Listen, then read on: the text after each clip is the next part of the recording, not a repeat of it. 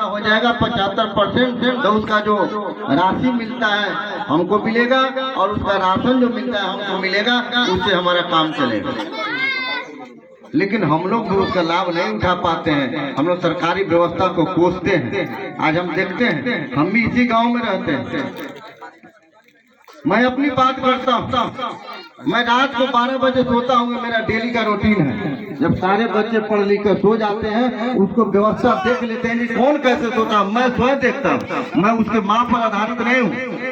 मैं देखता हूँ जब सारे बच्चे सो जाते हैं तब मैं जाके सोता हूँ, और सुबह में मेरे पत्नी के और बच्चे के उठने से पहले मैं उठता हूँ और तब जाकर अपने पत्नी को भी जगाता हूँ और अपने सारे बच्चों को जगाता हूँ और कहता हूँ कि जाओ बाथरूम जाओ, मुंह धो और बैठ के पढ़ो 1 घंटा। तो सबसे पहले बच्चे का विद्यालय घर होता है और बच्चे का सबसे बड़ा गुरु और शिक्षक माता और पिता होता है। जब तक आप अपने बच्चों को शिक्षा नहीं दे सकते हैं, दुनिया में कोई ताकत नहीं है कि आपके बच्चों को शिक्षित बना सके, आपके समाज को शिक्षित बना सके और आपके समाज को आगे ला सके। ये कंपटीशन का जमाना है।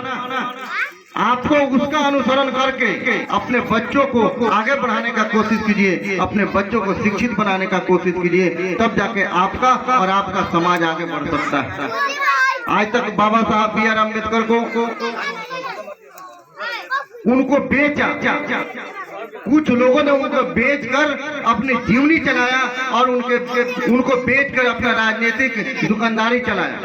लेकिन मैं दावे के साथ कहता हूं, सभी विद्वान यहाँ बैठे हुए हैं, सब लोग अपने अपने तरीके से मंच पर बोलते भी हैं, लेकिन मेरा मानना है कि जिस तरह बाबा साहब के जीवनी को बेचा, उस तरह बाबा साहब के जो कृतित्व है, उनका जो किया हुआ कार्य है, उसको अगर हम लोग प्रचारित किए रहते तो आज यहाँ ये स्थिति नहीं होता।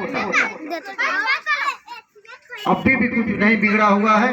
आज भी बाबा साहब जी ने जो संघर्ष किया है, जो उन्होंने शिक्षा अर्जित किया है, जो उन्होंने कष्ट झेला है, उसका अनुसरण करते हुए अपने बच्चों को, अपने बच्चियों को शिक्षा देने का काम करें। निश्चित रूप से हमारा और आपका समाज विकास होगा और हम लोग उसको बराबरी में खड़ा होने का काम करेंगे। हमारे जादूलाल भाई शिक्षा पर बोले हैं। केंद्रीय विद्यालय, नवोदय विद्यालय नेत्रहाट में, उसमें तो वैसा नहीं है कि सिर्फ मनवादी का ही बेटा और जमींदार का ही बेटा बेटी जाएगा। उसमें कंपटीशन की व्यवस्था हो गई है। आप कंपटीशन फेस करने लायक अपने बच्चों को पढ़ाइए, वो निश्चित रूप से आगे जाएगा। मेरा 10 साल का बेटा है, इसी सरकारी विद्यालय में पढ़ता है। मैं उसके क्वेश्चन का आंसर नहीं दे पाता हूँ, मैं सोल्व नहीं कर पाता हूँ, मैं बता रहा हूँ।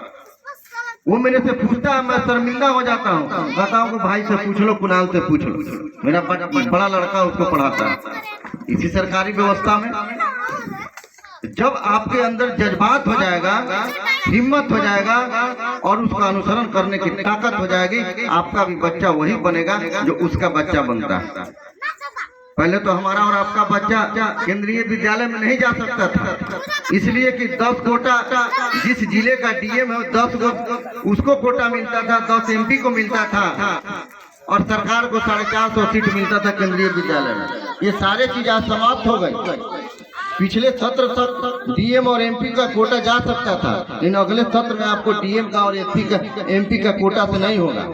आपका बेटा बेटी पढ़ेगा, कंपटीशन फेस करेगा, केंद्रीय विद्यालय में भी उसका नामांकन होगा। मैं भी अपने बेटा का अप्लाई किया हूँ, अब सारी व्यवस्था ऑनलाइन हो गया है। आप भी उसको जानकारी कीजिए, बच्चों को तैयारी कीजिए, ऑनलाइन अप्लाई कराइए, एडमिशन होगा, एग्जाम देगा, एडमिशन जरूर होगा।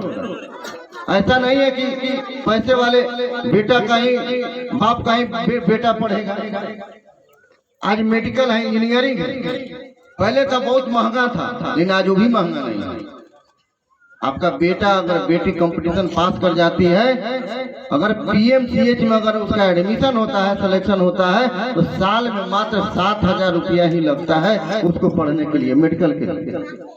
अब उसके लायक तैयारी कीजिए। हमारे सजावल भाई बताए कि हम अपने बच्चों को सीधे मैट्रिक इंटर बीए पास करा देते हैं, और जब भी इंटर में जाता है तो हम लोग उससे पैसा खोजना शुरू कर देते हैं, उसको नौकरी खोजना शुरू कर देते हैं। अगर वही टेक्निकल पढ़ाई पढ़ेगा, IIT कर दे, ITI कर ले, फिर भी कहीं ना कहीं उसका सेटिंग हो जाएगा। आज मेरे व्हाट्सएप पर आया BHU के सहायक प्रिंसिपल में मेरे मित्र है, उम्र में तो ज़्यादा है, वो आने वाले टाइम में बिहार में भी आ रहे हैं, आज भर के कुलपति बन के आने वाले हैं। और एक नई बिहार स्वास्थ्य समिति शायद कोई बना है विश्वविद्यालय टाइप में, उसके कुलपति बनने जा रहे हैं। मैं उनका पैरवी किया। उन्होंने एक वेबसाइट भेजा है, तो कुछ टेक्निकली स्वास्थ्य विभाग में कुछ लड़का है तो उसको अप्लाई करवा दूंगा। मैंने 15 दिन